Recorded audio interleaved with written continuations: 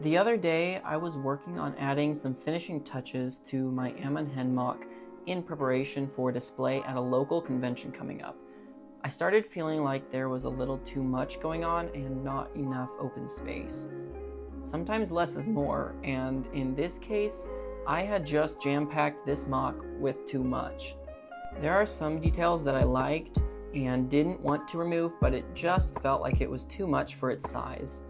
I had the idea to make a complementary MOC to go with the main one so I can move some of the features and free up some space. Plus, what's better than one MOC? Two MOCs. That's how this came to be. I whipped this thing together in about 2 evenings and I'm really happy with how it came out. So I thought I'd make this video talking about some things I tried to do with it. This scene from the end of the Fellowship of the Ring felt like it just deserved its own little display. Plus, I just wanted to play around with some fun colors and techniques, but farewell Boromir, you will be missed. I wanted to try playing with some colors that were a little more aesthetic than the vibrant greens of the main MOC. So that meant normal green is out, sand green and olive green are in. But unfortunately, I really don't have much of either of these colors yet, so I had to be creative and work with the parts that I had. Most of what I have is from some previous pick-a-brick hauls with these curved plates and wedge plates that I've found on the walls before. You can see that most of this ground cover is simply using these olive green plates and stacking them in interesting shapes, and I think it worked pretty well. And I used a bunch of round plates for some stones in the center as well as this one hairpiece for some more variety. In the woods, when there's one rock, usually all the others nearby look very similar since they all came from the same kind of stone. So having a bunch of round rocks in clumps like this usually looks pretty good. For the rock along the back, I wanted to try some different techniques, especially some fun angles, and after messing around with some hinge bricks and brackets, I have something that I think looks pretty good. Taking off this panel, you can see the inside and how I've done this with that hinge brick, just using some different slopes on their sides with that snot brick, and you can see here the brackets that I've used on the top just to fill in that little space that was there, and the cheese slope on its side to get the correct angle. And down in this corner, you can see this fun little detail with some curved tiles on their sides and cheese slopes. This section is just really satisfying to me.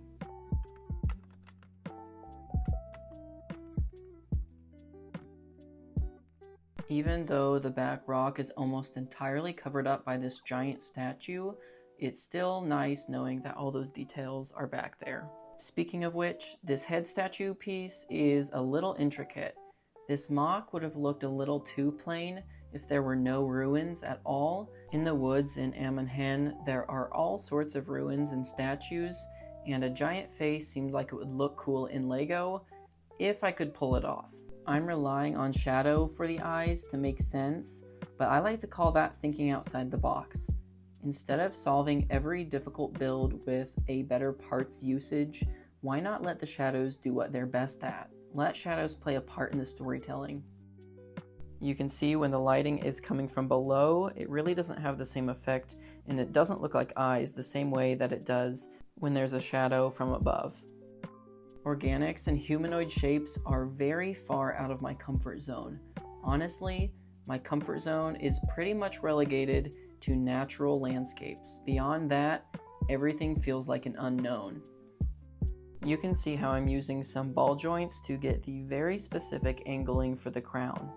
With my MOCs, I often try to think to myself, what would make this look a lot more impressive? And then even if the answer is outside of my building comfort zone, I try to figure it out. And honestly, it almost always turns out much better than I expected. I definitely recommend challenging yourself with new aspects of building. These yellow and orange leaves under the statue are meant to just look like a pile of dead leaves since they would have piled up under the hollow space beneath the statue.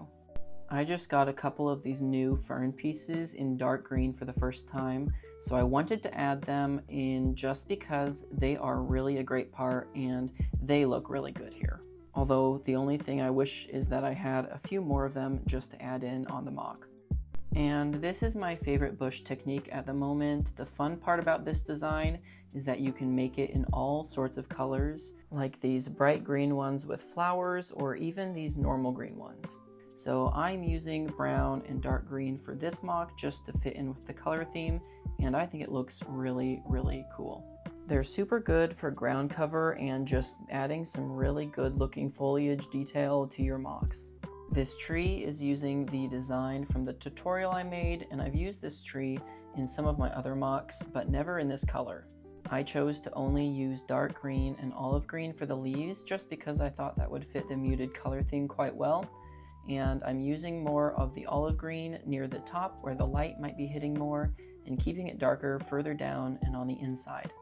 I've seen black trees in the Forest Man sets, and that was kind of my inspiration to go with the black color for the tree trunk here, and I think it turned out pretty good.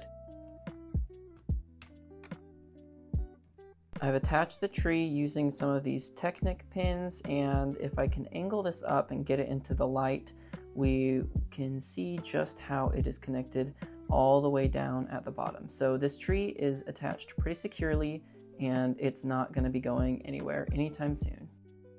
The way the base of the tree just sets in there is so perfect and so satisfying. Originally, since this was in such a tight space, I wasn't sure how I was going to attach it, but if you understand MOC building, you know just how satisfying it is when you finally come up with that solution for that problem that you're having. I think I may have to try more of these mini MOCs. It's fun to have a small build that's jam-packed with details and interesting techniques. And not to mention, it is a great way to try out new techniques without digging yourself into a giant pit with a larger MOC that feels overwhelming and feels like you're never gonna finish. Plus, because of the smaller size, it's just a little bit easier to move around and find ways to display. Let's go ahead and add these minifigures back so that this whole MOC can tell a story.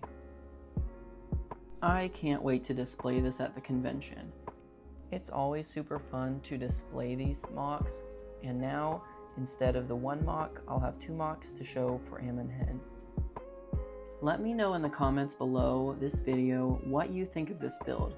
I think I might try out doing some more similar styles of builds. With a smaller size, it feels easier to be more intentional with the details that you include, and it just offers a good opportunity to try out some new techniques and new building styles.